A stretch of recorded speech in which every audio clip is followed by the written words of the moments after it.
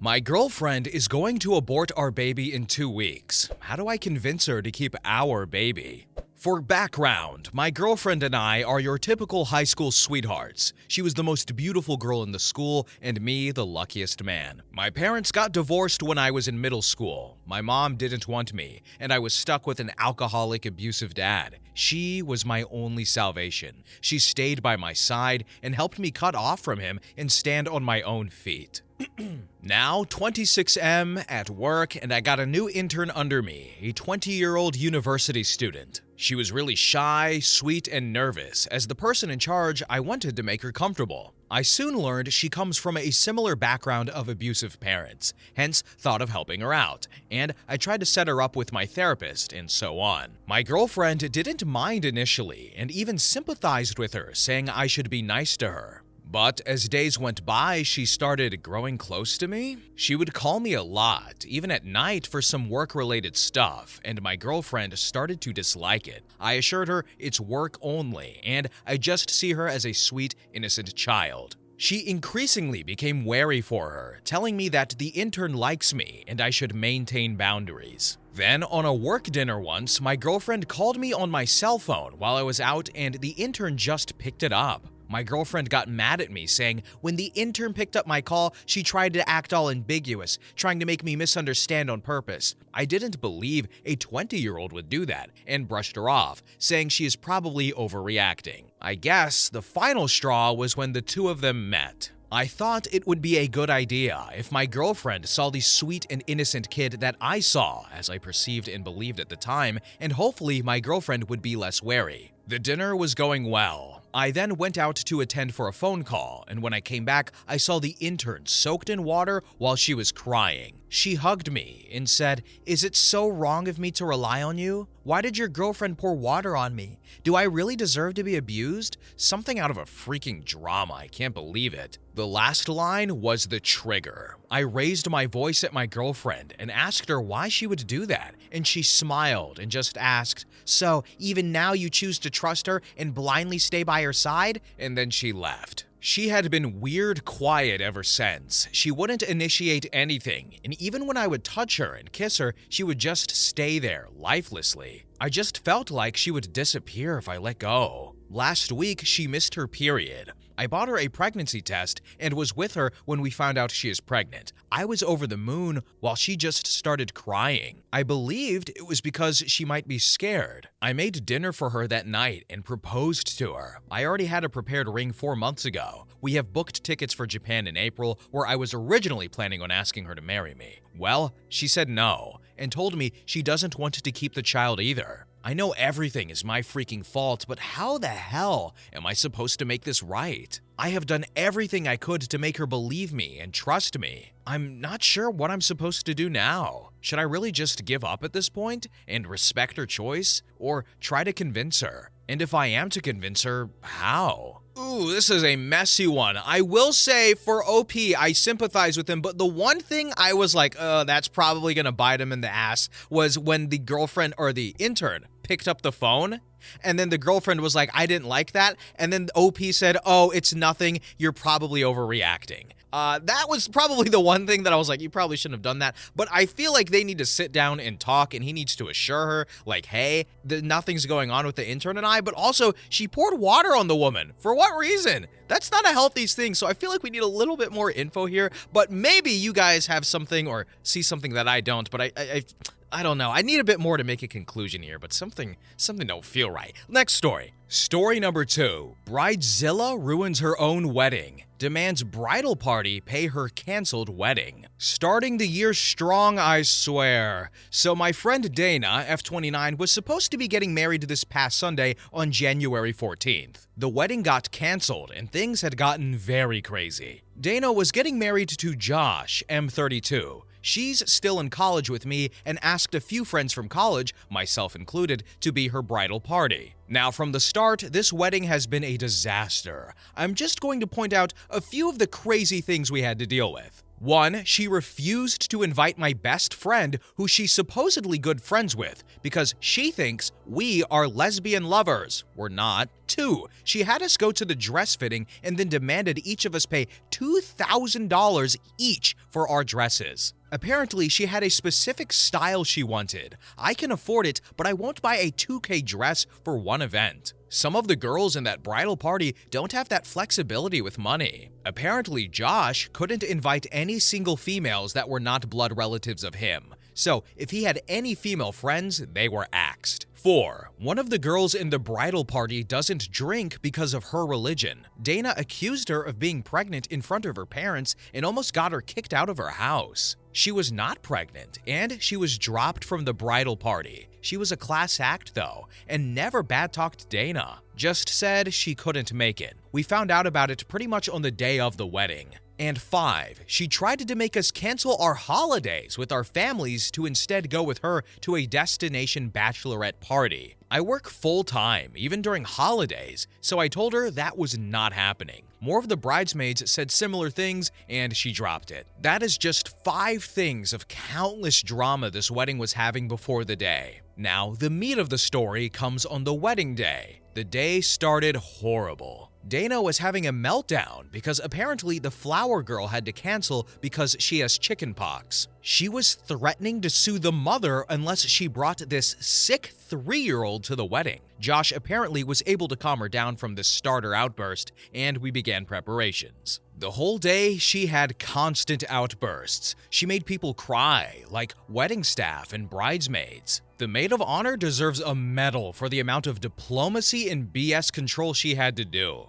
I, for the most part, took the easy route and decided to work outside the bridal suite, like checking flowers, making sure food was okay, basically any excuse not to be around the bride. Eventually, I had my makeup and hair done. Then the bride asked for a little bit of time alone to decompress from the stress. We didn't even fight it. You could not see a group of women run away faster. The wedding was starting in 30 minutes, so we figured she would be alone for that little bit. I spent those 30 minutes just sitting in the chapel with my phone. It had to be about 5 minutes before the start of the wedding when the maid of honor came over to tell me the wedding was canceled. I asked her what happened. The maid of honor said Dana was having a quickie with Josh's uncle in the room. Josh caught them. I just stared at the maid of honor with my mouth pretty much about to reach the floor. She told me to run and that she was trying to get as many people out of here before things exploded. So I quickly got my purse, gathered the 2 bridesmaids that were carpooling with me, and we left like the devil was after us.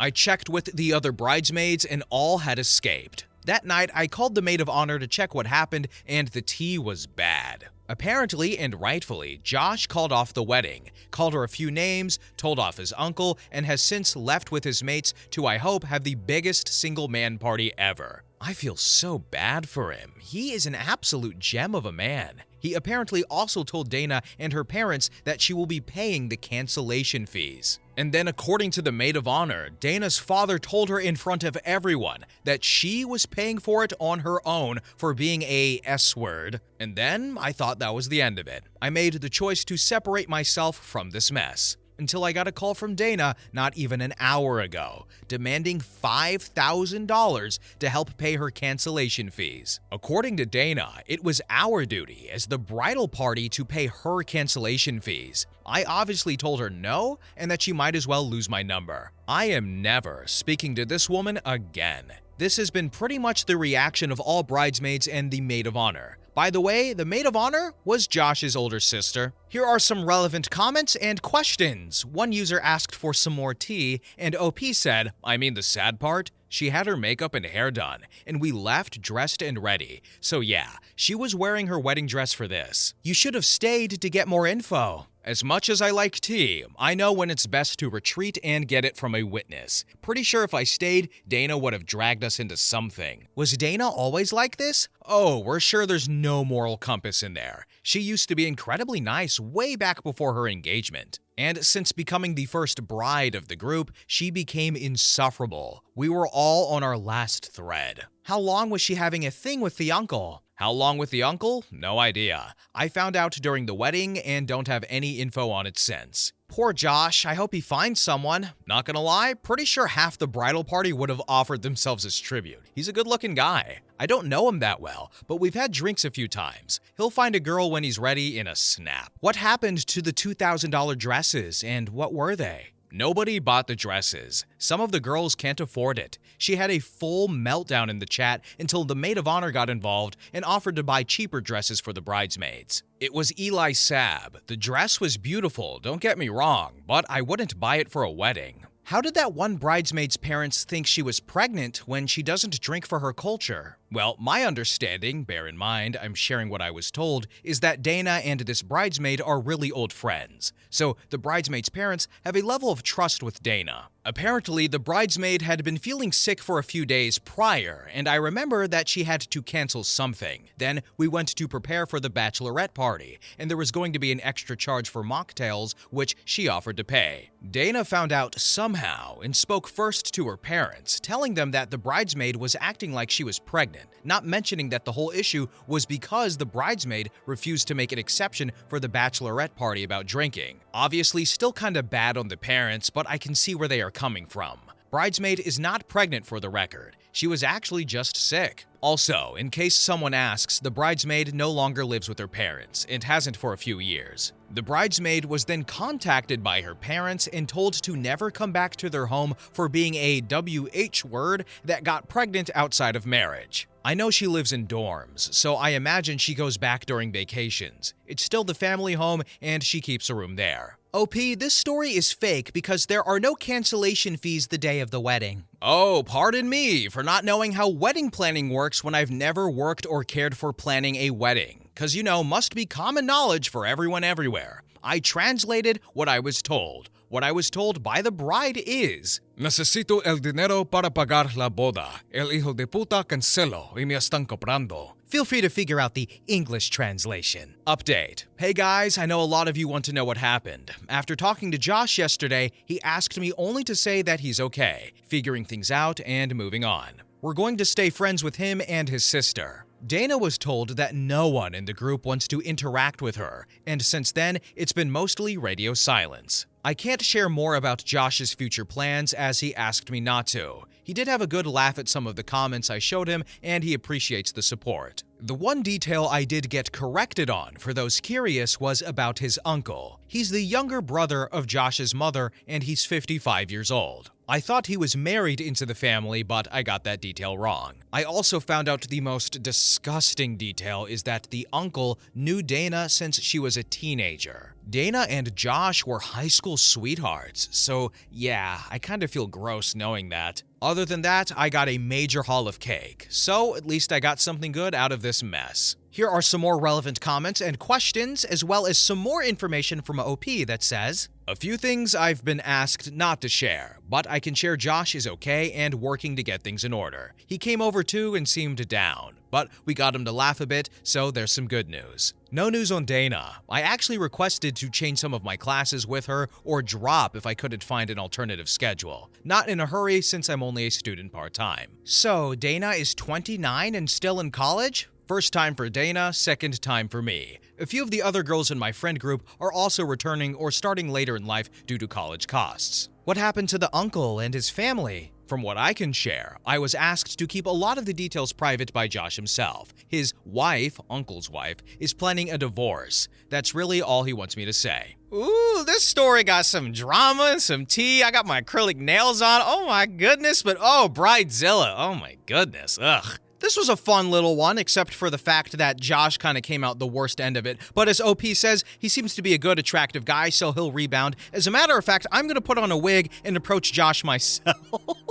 Anyway, this was you know what? We get a lot of depressing stories, so this wasn't the worst one we've gotten. But anyway, let's continue. Hey everybody, narrator here. Before we begin the next story, I was reading through it and was a little confused because there's a term that's used but wasn't explained. So I'm going to explain it to you before we start the next story so you're not confused. And the term is OPSEC. It's originally a military term about protecting sensitive information from the enemy. But why do you need to know about it? It's because we're reading a story from r/adultery. So, for the purpose of the subreddit, think of it as a way of protecting yourself from being discovered while searching for an affair partner or while conducting affairs. There's a bit more to it, but essentially all you need to know is that OPSEC is essentially the person doing the affair trying to cover their ass in the best way possible. But anyway, let's continue with the story. Story number 3. Came home and significant other is gone. Longtime lurker and occasional commenter of this great subreddit, but using a throwaway because my paranoia is at an all-time high right now. I have great OPSEC, but also haven't seemed to need it because my wife works all the time,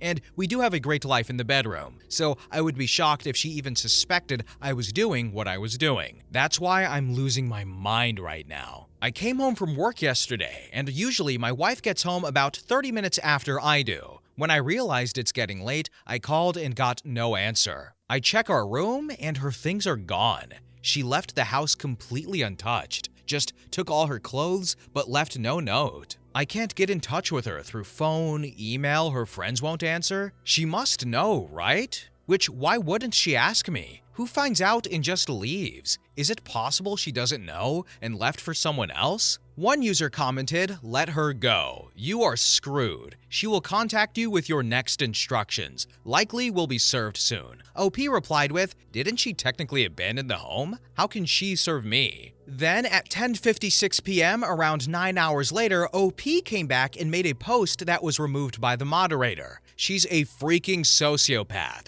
She's known for months. She's slept with me and smiled in my freaking face for months. Be careful. Then one user said, "She for sure knows." To which OP replied with, "I know she knows. She is known for months. She has been more deceitful about knowing than I have about doing it. And maybe that's why I'm so freaking angry. I can't even have interest in my affair partner now. God, jeez." Another user told OP to own their actions, to which OP said, "I am taking ownership, but I'm posting on a sub for adultery. Not like I'm claiming it was okay for me to cheat. I just happen to think cheating isn't the only terrible thing you can do to someone." Then OP continued to spiral on July 8th at 11:43 p.m. and said, "This is not what I want. How do I not go through this? I wouldn't have done it if I thought she'd find out. Sorry, I'm just desperate. I need to fix it because, man, I need to know how she even found out." Then another user said, "Okay, what did you think would happen if/when she found out? Were you disappointed that she didn't scream and cry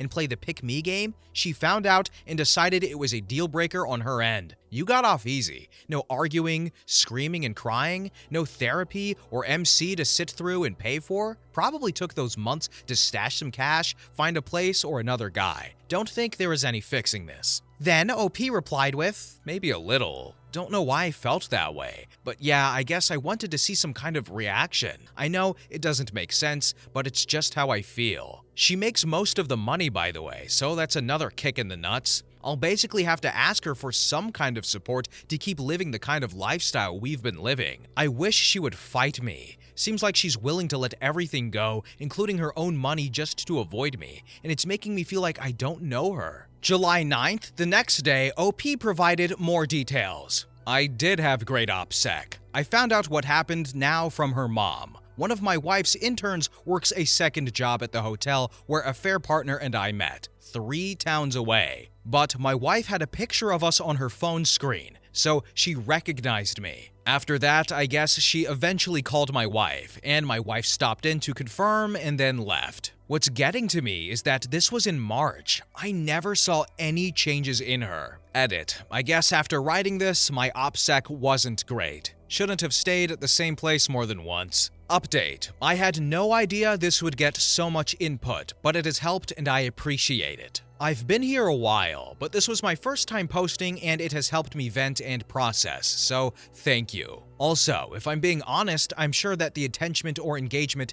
has helped me cope a little. I finally talked to my wife this afternoon. I've been in our house since Thursday night, by myself, pretty much clueless as to what was going on, until her mother, who she has very little contact with, reached out to me. I was caught. I have been caught since March. Wife texted me today saying she had intended to contact me through a lawyer and just let the divorce do the talking. But since her mother decided to contact me, she would answer any questions I had if I had a desire to speak to her. Clearly I did. I asked her why she stayed around after she knew and how she just lied to me like that. She said it wasn't her intention, but she shut down to figure out what she needed to do regarding our relationship and herself. At the end, she said something like she realized she still loves me, but doesn't respect me, and she said she thinks that I love her but don't respect her either, so we should go our separate ways. She has already gotten a new job to move to a new city, a city that she has been asking me to move to for a long time now, and said that she'd like me to sell her half of the house if I want it. If not, we can just list it. But I guess our lawyers will handle that paperwork, and I still have no idea if I want our house without her in it. I'm glad I talked to her, but I'm sad at how moved on she is. She did cry a little, but then stopped. I asked for therapy, and she said I should have asked for that when I realized I had impulse control issues? What does she mean by this? I've been drinking for 48 hours now. Sorry for the rant. I don't think it's losing her that's hurting, but losing like this. In the comment section, OP then eventually said, I don't know for a fact that she wasn't cheating. I had no reason to think she was, but until she found out in the most unlikely way, she had no reason to think I was either. Then one user commented, I'm truly sorry for all involved in this, but I have to say she made a badass exit. That sounds like some Beyonce stuff. Then OP replied with, okay, I could understand her leaving, but her leaving without a word is almost not human. Nothing is badass about it. It's not who she is either. She's sweet, and that's why I love her. Her being cold like this is not going to make me want or respect her more. Oh boy, where do I start? So we don't often read on r/adultery. I hated that I even had to learn and look up that term and go on that subreddit about OPSEC or whatever the whatever the F, but it's like we were in the lion's den, like we were in enemy territory. We're in Bizarro land watching freaking degenerates discuss. Ever since one user commented a little while ago that people who cheat just have something wrong in their brain, I see it now. And I saw it especially when the wife said that OP probably has impulse control issues. And he's like, what? Bro, what is this? This is so disgusting, and I have no respect for these people. And then OP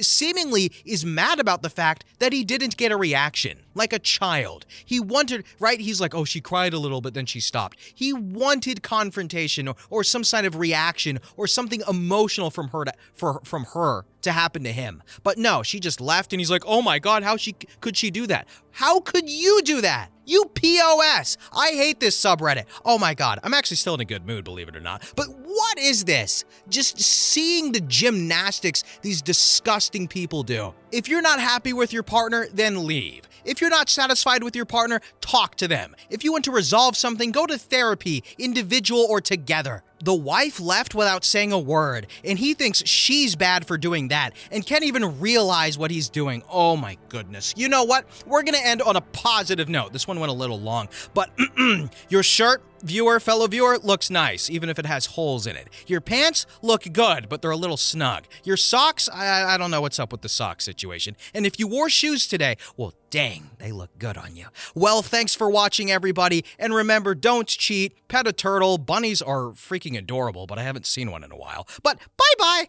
My F23 fiance's M25 graduation party for his master's might be my deal breaker. We met in college and decided to not get married until we graduated to focus on our studies, and we've been dating for 4 years. He proposed to me during his last semester of his master's program, and he is studying to become a teacher. I graduated with my bachelor's not too long ago, but his graduation party is showing a side of him that I believe to be a deal breaker. His graduation party will be held at his father's, who has a pretty big backyard, and many of the people from our wedding will be going. However, unlike our wedding invitation list, he said he didn't want to invite Jason and his parents because he recently came out as gay, and that led to a conversation. Jason and his parents were invited to our wedding, so that made me ask why he didn't want them at the graduation. He said that the wedding was an us thing, and that he was willing to compromise because it was our wedding. But when it came to the graduation, he said it was a him thing because he was the one who graduated. so he didn't have to compromise because he did the work, school. When I asked what he meant by compromise, he said he'd tolerate Jason at our wedding because that's what couples do, but the graduation was about him. When I asked him if he'd support potential future children that came out, he said he'd tolerate it for me, although he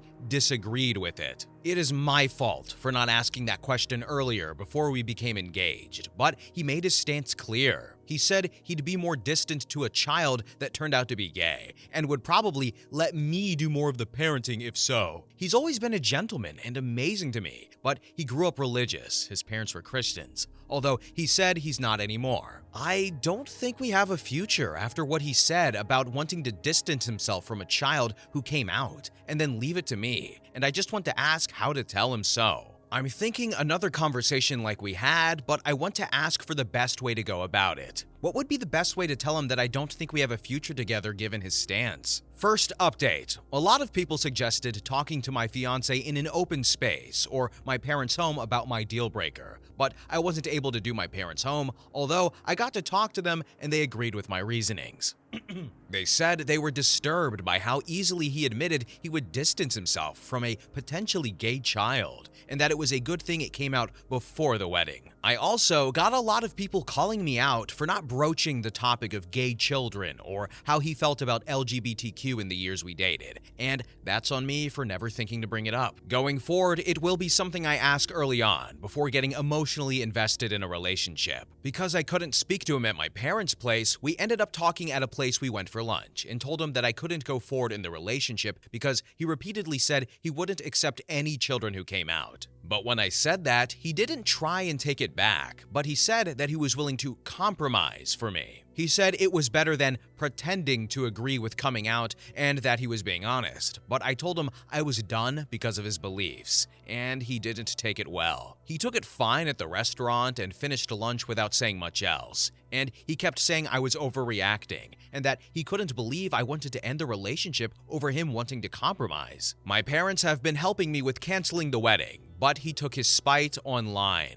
He made a Facebook rant a few days ago, and after that he doubled down on a lot of the things he said, and he said he made it to explain his side of things. He said that I was breaking up with him, despite him being honest about his willingness to compromise and not hiding it like many couples internalize things. He also said our country was changing things that were always wrong, such as gay rights, and he said that people were trying to shove gay rights down everyone's throats. He also said that you can't say anything these days because of cancel culture and Me Too catering to sensitive people. And he said that the value of education was dropping because people were becoming more stupid. He also said that that was the reason why he wanted to become a teacher, because there weren't enough good ones, and those were just a few of the things in his rant. He also said that Me Too enabled people from the consequences of their behavior when they should have instead looked at themselves in the mirror and how they dressed too. He never said anything about Me Too during the duration of our relationship or anything that outspoken about gay rights until his graduation planning, and it was honestly surprising to read what he wrote. As I said above, I will be asking these questions at the start of dating going forward. Lastly, some people suggested reporting my ex-fiancé to the school in my previous post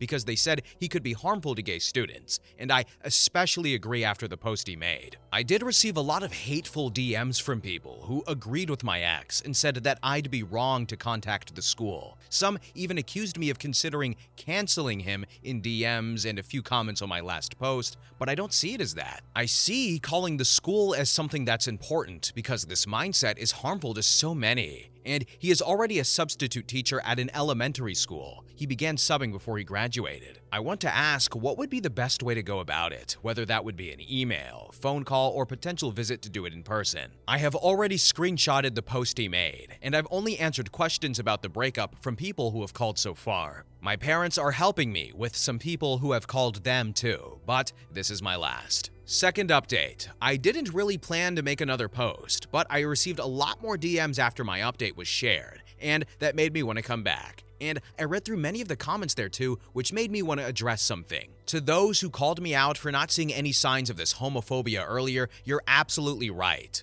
I just assumed the best and never thought to question it. But I will now ask the tough questions going forward at the beginning of future relationships, such as political stances, along with opinions on race and gender, and that should help prevent time from being wasted on people similar to my ex. I just assumed the best because we have another friend who is trans and was always cool with him, and my ex used to like the posts that he made when he came out some years ago. He also liked a post that he shared at a Pride walk, so there was that too. Going forward, I won't assume any more, because at the end of the day, a like really doesn't mean anything. I sent an email with an attachment of his now deleted Facebook rant to a few places. The school he subs at and was subbing at before he graduated, and the school district along with the county office of education where we live, thanks to advice provided by a commenter who I DM'd for more advice. I also told people I knew about why we were breaking up and showed them the post, and that did most of the talking for me. I broke up with my ex before contacting the school, and I decided on a text because we didn't live together, and also had my dad return the ring to his parents' home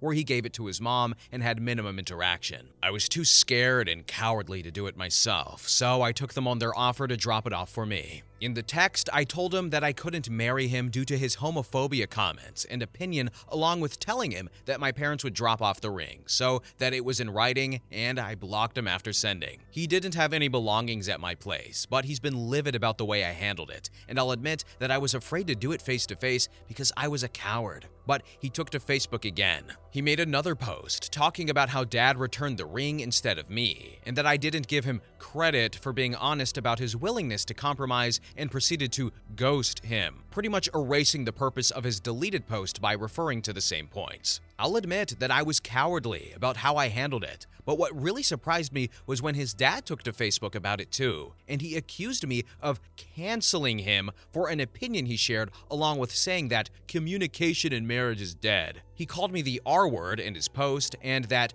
people like me was the reason Trump lost, because no one had morals, and he said that Trump needed to win again to stop cancel culture because his son was punished for his opinion. I want to remind you that my ex was not religious despite his parents being big Christians, but I'm guessing he vented to them about it and is back involved in some way given the post. The last thing I'll say is this, and I kept it to the end because I'm not looking for advice, as I'm only taking it from a lawyer on this matter that my parents have helped me contact. My ex called my job and apparently told them that I had CP and that was why he left. And I don't know where he pulled that out of his ass from. I don't know if he was talked to about the emails I sent to the district involving his post, but my dad seems to think that it might be retaliation, although he's not sure because it's only been a few weeks. He thinks it could be retaliation for my letter to the district or for ghosting him, but we're looking into a lawyer, as I was recently made aware of the accusation at my job when I was talked to, and that is where my focus lies. I am not going to make any future posts because I've still received a lot of hateful DMs telling me that I was wrong to report him to the school, but I stand with my decision to do so. I really appreciate the advice I received and hope that at the least telling the school will have done some good.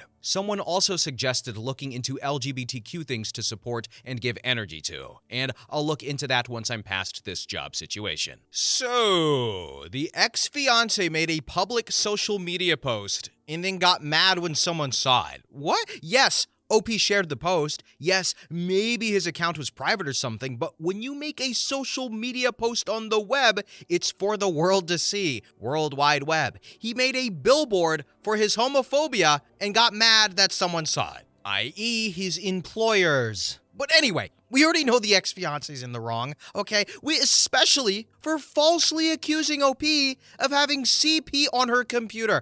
Oh my gosh, what the hell? But I am curious though, do you guys think that OP deserves all the flack she was getting for not seeing the signs or inquiring about this from her ex-fiance about his stances on these topics? Yes, she acted accordingly upon learning it, but what about before? Do you think she's in the wrong for not inquiring or learning? Do you think maybe she was just naive? Like she mentioned, like the ex-fiance gave a few signs that made her think, oh, maybe he is a tolerant person. But at the same time, he didn't ask or inquire. He didn't take off the proverbial mask. So like, is she in the wrong, do you think? Do you think the flack is justified? But anyway, there's actually another update, believe it or not, so we're not done here. Let's continue. Third update. I said that last time was going to be my last post, but I really mean it with this one. Before I get into why though, I just want to say again that I'm sorry for not seeing his homophobia earlier. Many people have cursed at me in DMs asking how 4 years of dating never showed it, and I thought I apologized in my last post, but I kept getting those messages. So I just want to say again that I'm sorry, and that going forward, I will ask for political and gender beliefs on the first date to not waste time with potentially hateful people. I'm just tired of being yelled at about it, and there have been some supportive comments too, but the majority of them are either calling me out for not seeing it or wrongfully canceling him, and agreeing with many of the points his father made on his Facebook rant. As many people asked if the news was on TV as we were doing something or eating, my ex didn't voice his homophobia then. And when we talked about kids, it was wrong of me not to ask what he'd think if they came out. Lesson learned for next time. As previously mentioned, we also had a friend who came out, and he's very close to them and accepting. But with that out of the way, I'll get to why this is my last post, aside from the majority of hateful DMs. My ex's dad hasn't stopped posting about me on Facebook, and it's all pretty much the same cancel culture rants from the last time, and calling me a leftist, among other things. I have also received a number of social media DMs spouting similar hate to the DMs I received on Reddit, and I directly blame him and his dad for this. I mentioned last time that I was looking into a lawyer, and my parents have helped me with the search, which has been helpful because of how his dad continued. His dad posted my socials and home address to one of his Facebook posts, thus why I deleted my Instagram, and he said that he was going to cancel me back too. Another reason I contacted a lawyer was because I received a threatening DM, but that's the most I'm gonna go into specifics. I only received one of those, but it was enough to make me and my parents want to be on the safer side. And that's another reason why I'm done making these posts, because I want this whole thing to be over soon. I really appreciate the supportive DMs I received in the midst of the hateful ones, and I also appreciate the majority of supportive comments I've received that was sent to me in a DM as well. I really hope this whole thing is over soon because it's been draining, but hopefully the lawyer can at least provide some peace of mind. New update. The past few months have been really tough, and the encouragement I've gotten from reading my story on Reddit has helped more than I can express. Everyone has been really supportive, so much to the point that I reread the comments for reassurance when I feel down sometimes. When I broke up with him and told the school about him, I didn't know the next few months would be so tough. So I need to vent to get it out because things have been stressful. When I mentioned how my ex's father has been posting about me on Facebook in my previous posts, he posted my home address and a link to my socials in one of his rants where he said he'd cancel me back for canceling his son. And that led to me, amongst other things, looking into a lawyer. However, I also moved back into my parents for a few reasons since my last post. Someone slashed my tires in front of my house at night, and to this day, I don't know who. I have no proof that it's connected to him putting my address on Facebook, but I think it could have been. I also made a police report, but they didn't find who did it. I also mentioned in my last post that I was getting threats without going into specifics, but to be honest, some of them were death threats that gave me a lot of anxiety. I'm guessing they could be from some of my ex's friends or his father's, but I also received a lot of messages on my socials since his Facebook post where he linked my socials that lead to me deleting my social media, many cursing me out and calling me woke amongst other things. My Reddit posts were also picked up by numerous TikTok accounts that share Reddit stories with a video game playing in the background, wink wink, and I was recently made aware of 3 of them that seemed to garner some attention, one with 80k views and a couple hundred comments, another 20k, and a fair bit of the comments were supportive of my ex. That also directed traffic back to my Reddit post that led to a few more hateful DMs since my last update, along with a fair bit of supportive ones too, so that was another wave of messages to go through. I have no quarrel with the videos themselves, because many comments were supportive too, and the channels share some other Reddit stories as well. The fact that some commented in agreement with my ex doesn't make the video bad either, but was just a realization of homophobia. Some comments made fun of Jason for coming out, while others said my ex was right to uninvite him. It's just been a lot, and I came back to get it off my chest. I know I'll get more hateful comments after updating, but I also want to say I don't regret what I did. My ex hid his homophobia. We had friends who came out who he supported, and he came to pride marches with them too. As many commented, the mask came off eventually. In regards to the CP accusations for my ex and father, my parents helped hire a lawyer, but I won't go into specifics on that. All I will say is that we're taking it seriously and are taking legal action against it. If anything comes from it, I'll share it in an update. The tire slashing and threats also did a number on my mental health, but it showed me some things too. The DMs also showed me just how ruthless people are, strangers who would never say such things to my face. I'm considering moving out of state, but I'm currently with my parents for safety reasons now. I especially appreciate reading the supportive comments and DMs that aren't hateful because they really help. And I'm also with a therapist, but progress hasn't been great. There's a lot of mental health stuff I don't feel comfortable going into specifics about.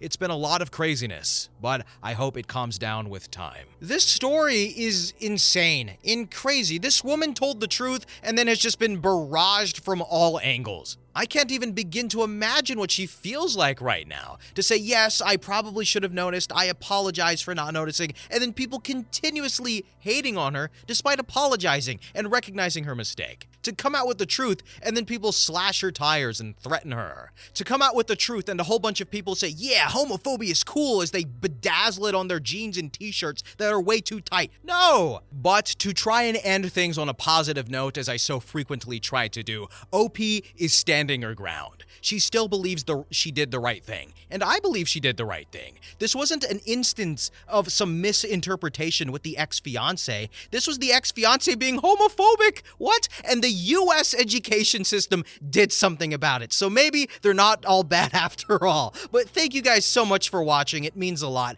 Bye-bye!